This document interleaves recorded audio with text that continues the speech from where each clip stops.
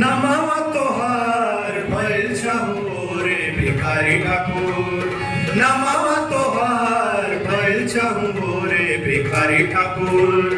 उमीर के जोरी चारू नाचता जमा जमे भिखारी ठाकुर, उमीर के जोरी चारू नाचता जमा जमे भिखारी ठाकुर। जत के हजाम वासी गंगा जी के तीरे भिखारी ठाकुर, भैया कहूँ नहीं अब हो रे भिखारी ठाकुर। नमः तोहार भइल चाहू रे भिखारी ठाकुर, ए भिखारी ठाकुर, ए भिखारी ठाकुर। भिखारी ठाकुर का ये परिचय था और उन्होंने कहाँ से शुरू किया। अब वो अपनी पढ़ाई लिखाई, जैसा कि उन्होंने कहा कि पढ़ने में बहुत कमजोर थे, पढ़ने में मन नहीं लगता था। अक्षर लिखना शुरू किया लेकिन समझ में नहीं आया और ऐसे ही गांव में घूमते रहते थे, दियारा में गाय भैंस चराते हुए। शाम को उनके बाबा किस्सा कहानी सुनाते थे जिनमें पौराणिक चरित्रों की गाथाएं होती थी और उनसे जुड़े गीत होते थे। तो ऐसे ही गीतों की जो संगीत की प्रथम पंक्तियां थी भिखारी ठाकुर के कानों में गई। उन्होंने संगीत की शिक्षा एक तरीके से अपने परिवार से, अपने बाबा से पाई थी। वैसे ही कुछ गीत थे। चरण कमल बलिहारी रघुवर चरण कमल बलिहारी, चरण कमल बलिहारी रघुवर चरण कमल बलिहारी। गनका राजा मिल गई दसुपा चाके कैला सीधा, गनका राजा मिल गई दसुपा चाके कैला सीधा।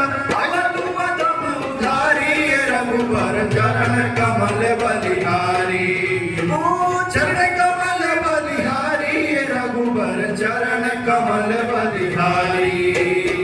तड़का सुबाहु मारी तारी गौतम के नारी, तड़का सुबाहु मारी तारी गौतम के नारी। गैला जनक फूलवारी रघुवर चरण कमल बलिहारी, ओ चरण कमल बलिहारी रघुवर चरण कमल बलिहारी। यही भजन कीर्तन गाते उनका बचपन बीता, जवानी की ओर आए। 1914 का साल था जब उनके बिहार में बहुत बड़ा अकाल पड़ा था और सब लोग पलायन कर रहे, खेतीबाड़ी होती नहीं थी, लगान का प्रेशर अलग से था।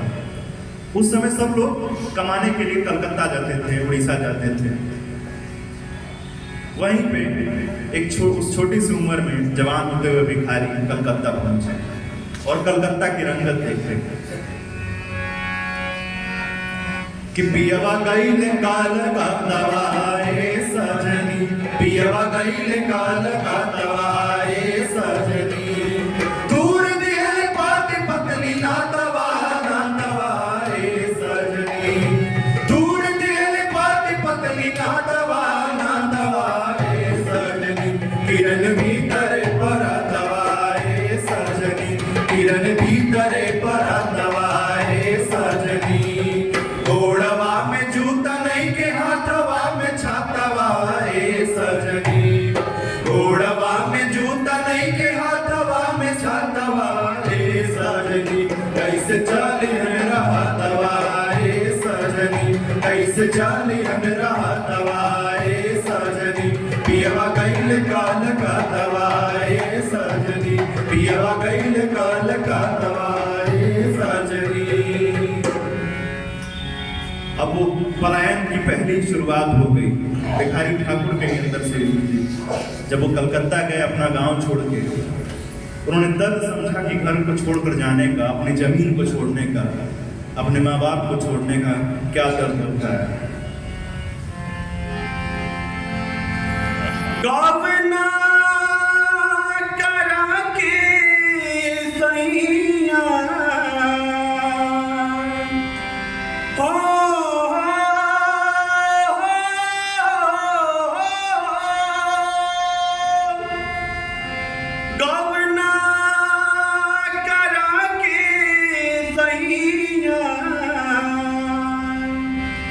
छोड़ला ना गैया परदेसी गैलन, कैलन न प्यारी घेरू देश हो परदेसी।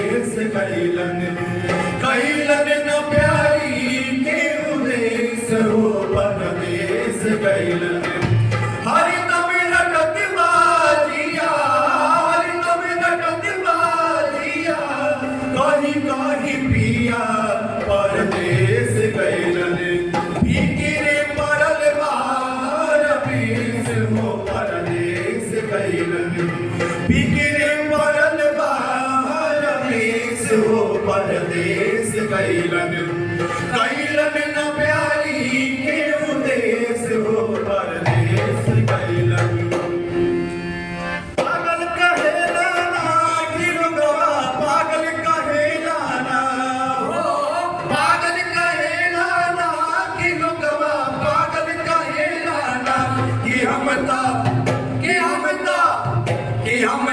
नहीं है के बारी रसीली की लोगवा पागल कहेला ना कि हम ता नहीं हर के बारी रसीली की लोगवा पागल कहेला ना ओ पागल कहेला ना कि लोगवा पागल कहेला ना कि हम ता नहीं हर के बारी रसीली की लोगवा पागल कहेला ना कि हम ता नहीं हर के बारी रसीली की लोगवा पागल कहेला ना। अब कलकत्ता पहुंचे। कलकत्ता में पहली बार रंगमंच से उनका परिचय हुआ। पहली बार उन्होंने रामलीला देखी और रामलीला देखने के बाद उनको लगा कि ये ऐसी चीज है जो मेरे लिए बनी है और जो मैं करना चाहता हूँ। टहलुई नाव का काम तो करते ही थे वे, लेकिन उनके अंदर एक कलाकार जो पनप रहा था वो कलकत्ता और भुवनेश्वर जाने के बाद, उड़ीसा जाने के बाद उनके मन में जागृत हुआ और उनको लगा कि यही चीज़ है जो मुझे करनी है। मानस वहाँ पे सुना और मानस से प्रभावित होकर उन्होंने छंदों की रचना करनी शुरू, छंद सीखना शुरू और वहाँ से वापस आए उन्होंने जमीन पर और रामलीला का गठन किया। जैसे तैसे कच्ची पक्की रामलीला की। लगा कि ये कहीं ना कहीं अधूरा है, कुछ ऐसा होना चाहिए जो परमानेंट होना चाहिए। और परमानेंट क्या था उस समय? नाच दल बना। उन्होंने अपना दल बनाया और नाच के नाम पे जो पहला ख्याल उनके मन में आया, उस समय लोक प्रथाएं थी, लोग के जो नाच थे, नृत्य थे, वही सब हुआ करते थे। और जो पहला नाच का विचार उनके अंदर कौन था? वो धोबी धोबिन का था। धोबी धोबिन का नाच होता था। तो उन्होंने पहली बार लिखा अपना नाटक बिरहा बहार धोबी धोबिन के नाच में। और उसका एक प्रसंग आता है, खैले बाड़ू पान गोरिया मारत बाड़ू जान, खैले बाड़ू पान गोरिया मारत बाड़ू जान, तोहरे सांचवा में ढारल बसरी, तोहरे सांचवा में ढारल बसरी, सूरत जैसे चढ़ल बाटमान से, रूपावा देखा के हमके मारत बाड़ू जान से। भगवान से जनवा बचाता हमारे ही बेईमान से।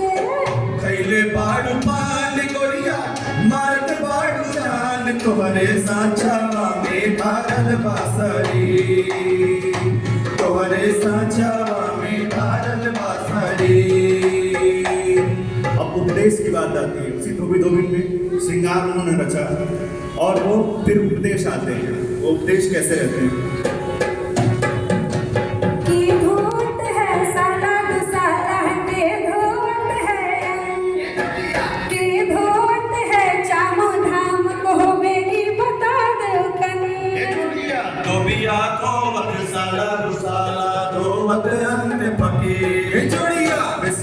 धोवत चाउन धाम को देत भिखारी नजी, जोड़िया धोबी घर घर नरक बटोरे कहीं के साफ दे दे, जोड़िया काम बिना जीविका सोवत जिमी किसानी के, जोड़िया योगी दर्शन करे होत निरोगी नरक पाप छूट जाए, जोड़िया कहत भिखारी धन भागो ही घाटी के सेवा करी करी हुलसार कहत भिखारी धन भागो ही घाटी के सेवा करी करी हुलसार बहुत दूर के धोबी हाई सुन के आइल बानी बाबू के दुआर खुशी के इनाम पाके भोरे चली जाई घर ताकत हुई है लड़का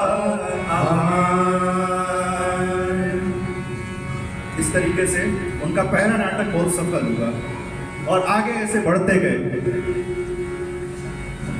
एक सूचना थी कि मुख्यमंत्री जी आ गए हैं, सामने किसी की बुलेट खड़ी है।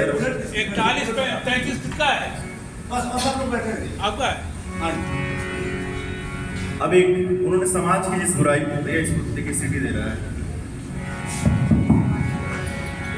अब उन्होंने एक समाज की बड़ी बुराई को देखा, वो क्या था? नशे की बीमारी, और उस पर एक नाटक लिखा कलजुगी प्रेम। उसका प्रसंग आता है कि एक पियक्कड़ पति है जो अपने परिवार की उपेक्षा करके नशे में डूबा हुआ है और उसकी पत्नी और उसका बच्चा जो है विलाप कर रहे हैं। काढ़ी के सोनारे घर बेची दाया बही जाके खर्ची के रची दाओ पाय पियो निसरे अगिया लागल बाण अन बीनु पिटवा में चाक लेखा नाचता कपार पियो निसरे छोड़ी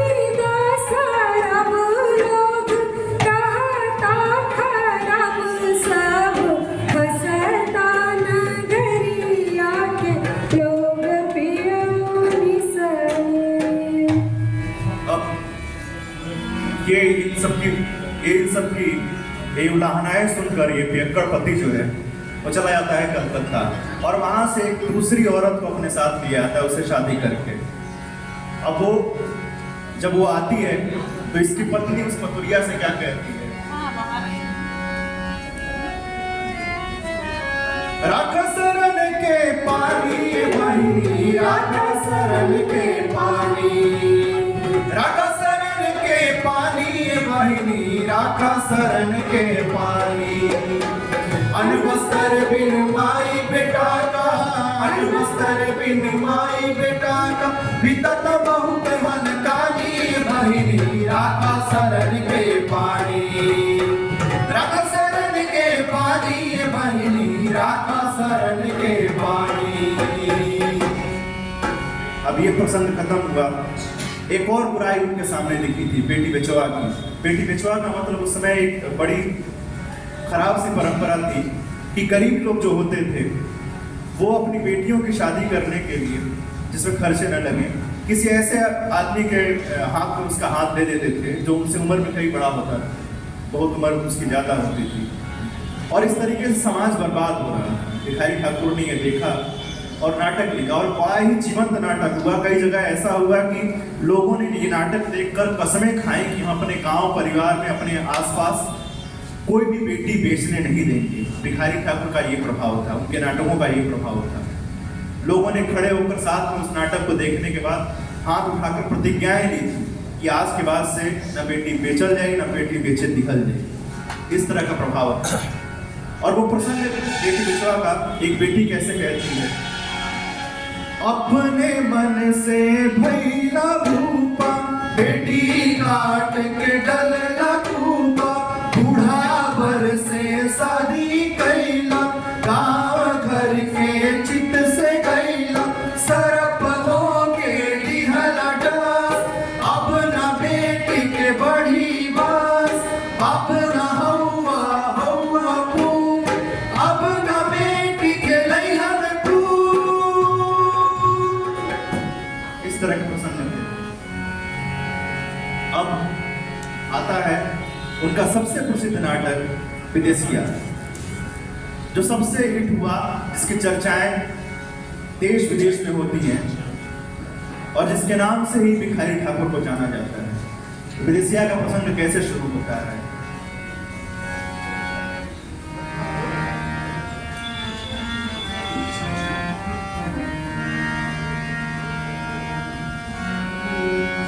जनिया कनिया में हनी के केवड़िया, जनिया कनिया में हनी के केवड़िया, दहकत बड़ी बारंबार हो, दहकत बड़ी बारंबार। पिया जवन जवन चरी कान, पिया घरे रही कान, जवन जवन चरी कान, कही दान करती कई यार हो। मनवा भावनवा गनवा में लागत नहीं के, नगो मिली मन समाचार हो। कहत भिखारी नाई प्यारी के चरित्र गाय, आई करिहन करतार हो। कहत बड़ी बारंबार हो, कहत बड़ी बारंबार। उसी समय एक पटोही आता है और पटोही से प्यारी सुंदरी अपना दुख कहती है। ते अवसर पटोही गाय, तासो प्यारी दुख सुनाए, पति गुण कई कई रोवन लागी, सुन पटोही के धीरज भागी। पटोही पूछने कैसन पिया तोर, करिया की हवन गोर, सच ऊंच रूपा बता प्यारी धनिया, जाई के कहब हम तोहरा ले नहीं काम, आदि का बुझाई जहाँ तक प्यारी धनिया। प्यारी सुंदरी क्या कहती हैं?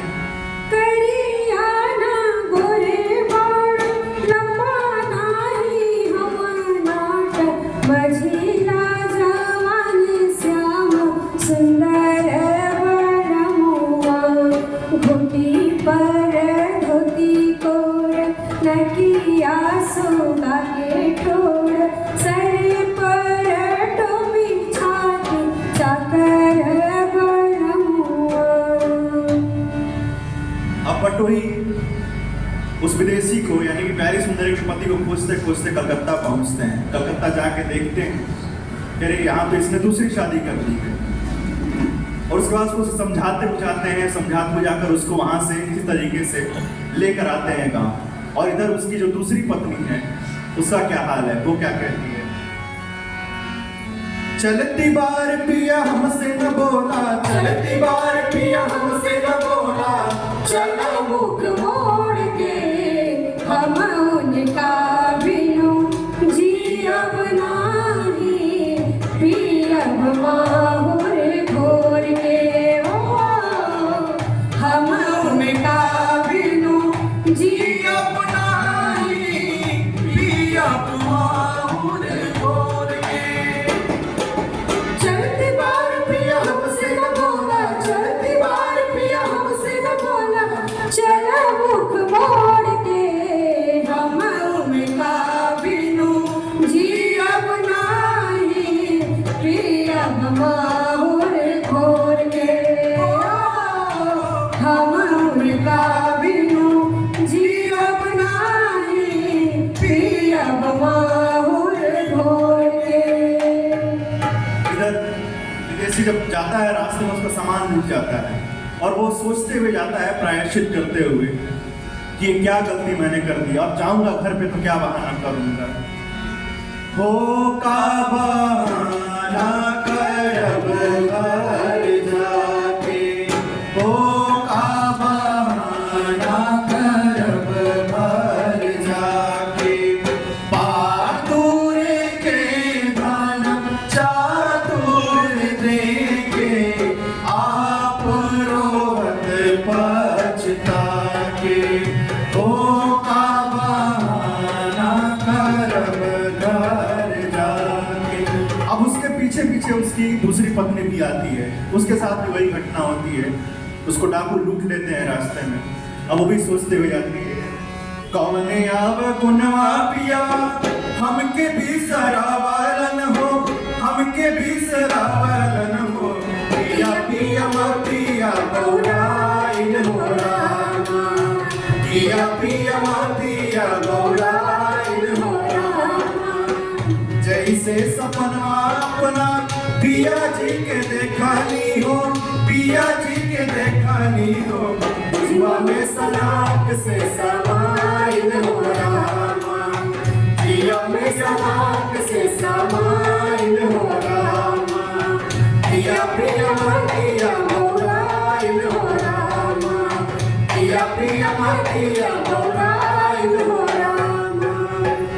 अब यहाँ सब परिवार मिल जाते हैं और ये नाटक खत्म हो जाता है और भिखारी ठाकुर की इसी प्रतिभा और उनके इस व्यक्तित्व को हम लोग देखते हैं।